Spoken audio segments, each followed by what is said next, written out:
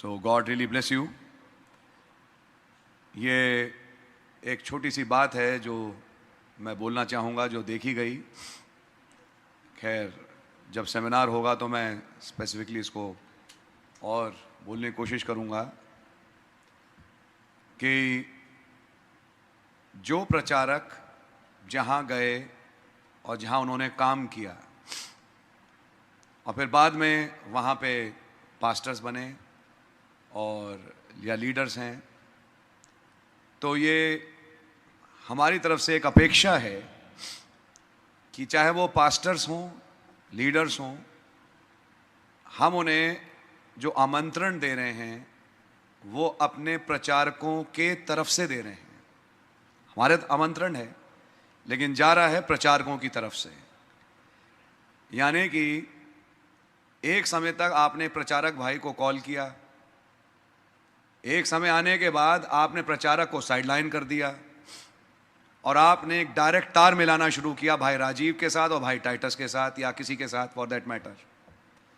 ये चीज़ मुझे समझ में नहीं आती और इस चीज़ को मैं यहाँ पे क्लैरिफाई करूँगा कि हमारे जो प्रचारक हैं वो आदर के पात्र हैं।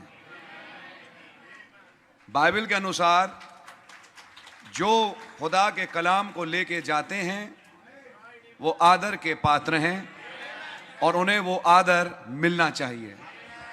आपको याद होगा पिछले संडे मैंने रखा था जिदाउन को लेके कि क्या उसने कहा सक्कोत के लोगों से, याद है आपको? तो ज़रूरत इस बात के लिए है जो वचन लेके जाते हैं और चलते हैं, हमें भी इस चर्च के लिए भी मैं कहूँगा चाहिए कि हम उनकी इज्जत करें।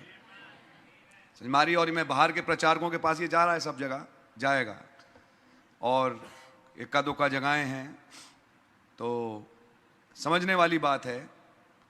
एक छोटा सा मेंटल एक किंक है कि अगर हम दिल्ली के प्रचारक को बुलाएंगे तो हमारी इज्जत खत्म हो जाएगी। अरे भाई, हम तो आपकी इज्जत बढ़ाने आ रहे हैं। अगर आपकी इज्जत ही खत्म करनी थी तो आप पास्टर क्यों बने फिर? समझ मारिए, आपके साथ मिनिस्ट्री करी, आपको सपोर्ट किया इतने साल करके ताकि भाई आप एक पोजीशन पे खड़े हों।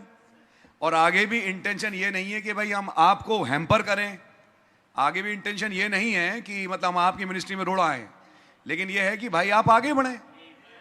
बल्कि अगर आपके वहाँ पे कोई प्रॉब्लम है तो उसकी हम सपोर्ट में करें, और ये बिब्लिकल भी है, नबी ने बोला, ये बातें बोली।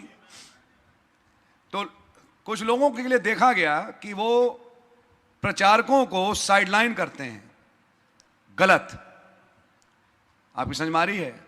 वो डायरेक्ट, मैं चाहूंगा भाई राजीव से भी कि अगर आपके पास ऐसा कोई डायरेक्ट प्रचारक है जो आपकी नॉलेज में है, हमारी नॉलेज में है, कि जो किन्हीं प्रचारकों के द्वारा आया, उनसे कहना आप थ्रू उस प्रचारक आइए, आप उनको तुरंत इत्तला कर दें कि मैं आपकी डायरेक्टली कॉल रिसीव नहीं करूंगा, आना है आओ, नहीं आना भाड़ में जाओ।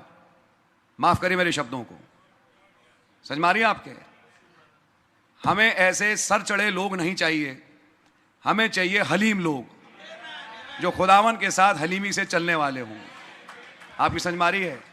ऐसे सर चढ़े को लीडरशिप सेमिनार में बुला के हम बाहर नहीं बढ़ाना चाहते।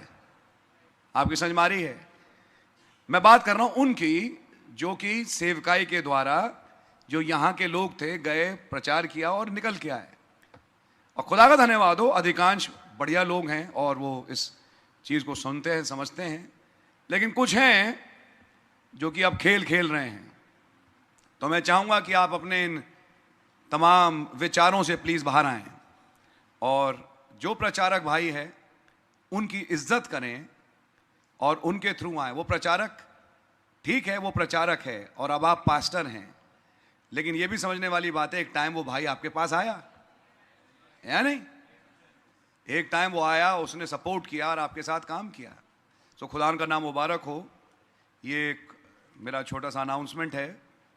तो इसी के विषय में तभी हम लोग प्रचारकों की मीटिंग करते हैं, और कई बार जैसे जब सेमिनार हुए तो सेमिनार से पहले हम यूजुअली हमेशा करते हैं ताकि हम उन प्रचारकों से पूछें कि भाई कौन कौन आ रहा है। समझ मारिए? अगर ये पर्पस ही डिफीट हो जाए कि भाई लोग अपना डायरेक्टली नाम देना शुरू कर दें तो फिर प्रचारकों को बुलाने बेचारों को क्या फायदा हुआ? कोई बात समझ में आ रही है आपके?